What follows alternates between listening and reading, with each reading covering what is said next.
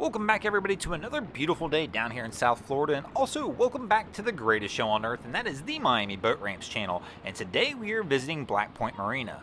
So our cap looks like he's got a pretty easy approach here. Quick step off on the dock, but I think this boat's in reverse still, though. I'm pretty sure it is. So Cap's left the helm, and he kind of learns real quick. Yep, he sees it. The boat's in reverse and has to get back on. And this is just one of those situations. Sometimes you'll hear me yell about Caps leaving the helm. Now, don't get me wrong. In this situation here, our captain doesn't have a whole lot of a choice. I mean, he's only got a young child on the boat with him, so he's the one who's probably going to have to dock and tie this thing up. But it's not uncommon for us to see a boat full of people still have the captain decide he's going to take things into his own hands and leave the helm. And you never know. Sometimes you're going to leave that helm and you'll be forgetting things. Just like this captain just did, where he accidentally left the boat in reverse, and things can get out of hand when that happens. So he's going to try and reset this one up and see if they can get a better approach on this one. And he'll line it back up toward the dock, and he should get this one on fairly easily. There's not a ton of wind and current today. And here we go. He's going to go ahead and make his final approach. And he's got a pretty decent line.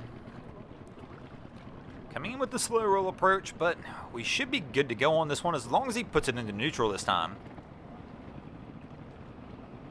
And it looks like we've got this one set up on the dock. Our crew's making their approach. And it looks like we got a bow jumper.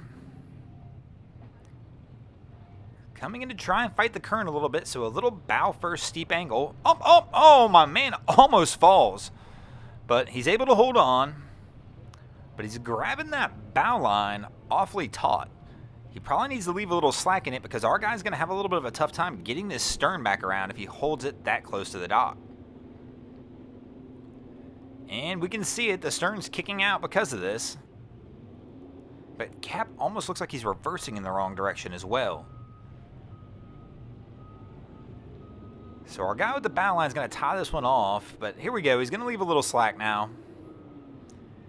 He's going to come back and try and grab the stern line, but we're going to go for distance on the throw. And first toss, no.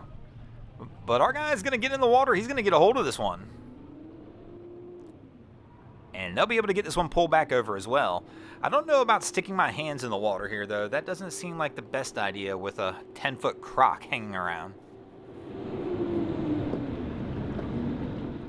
This one always makes me nervous. When we have these crews approach and somebody's standing in the bow like this, one little brake check by Cap, and we got ourselves a swimmer. But they're making their approach to the dock. Oh, man, our guy goes for the leap. I'm not going to lie. I'm actually a little impressed, man. He showed some nimbleness right there. And this crew will get it done. I was curious if he was planning on stepping onto the dock. I did not expect to jump like that. And our crew's coming in, trying to fight the current a little bit to get over to the dock. And it looks like they're going to slide off. So they're going to have to try and reapproach this one. And the wind is not crazy today, but the wind and currents picked up a little bit here at the end of the day, as we've seen several people miss like this now. So our crew is going to have to turn it around and completely line this back up one more time.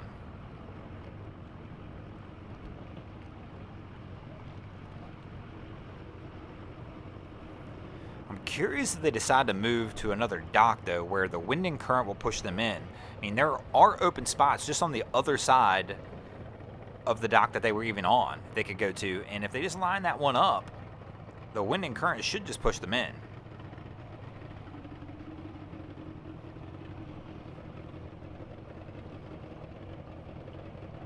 And so we're switching lines, so it looks like we're going to take that approach.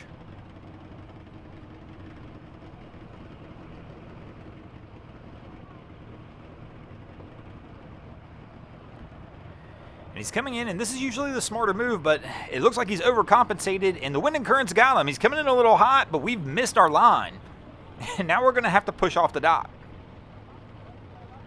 They definitely had the right idea there, but unfortunately didn't compensate for the wind and current, and it pushed them into the dock before they could get into their lane. And now we've got no other choice but to go ahead and line this up and make a third approach. So it looks like somebody's going to come in and snake the inside dock on them, so they're going to have to stick with that outside one, but I believe that's their best option. They're already struggling, and I mean, you can come as wide as you want on this one and just let that current push you in. I mean, if I line up 15 foot off the dock, it's not going to matter much.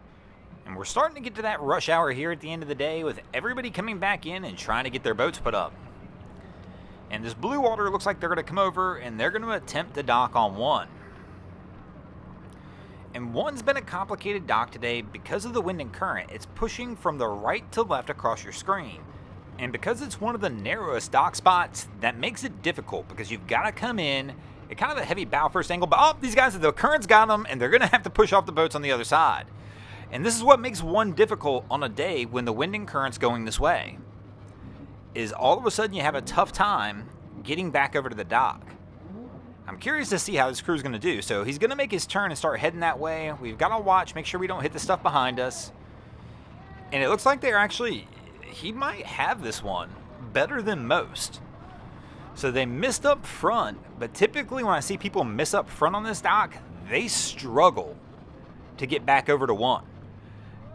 They let panic set in, and my man has stayed calm and cool. And we've got some toes hanging, but I mean, as long as they stay calm and cool, he should have it on this one. I'm pretty impressed, Cap. That was actually a pretty good one. Started off kind of off, but you know, they fixed it right and stayed calm in the situation and were able to get themselves back to the dock.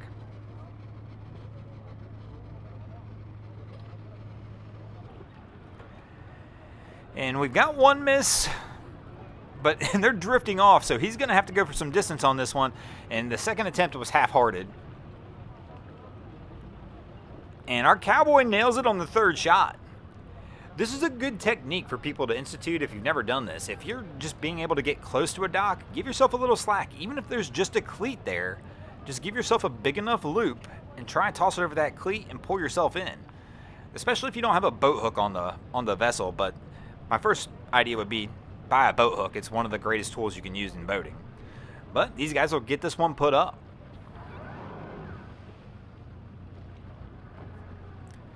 And it's coming to the end of the day down here at Black Point, and we're going to go ahead and get out of here. Thanks for watching. I hope you enjoyed this episode of Miami Boat Ramps. If you did, please check out our other content.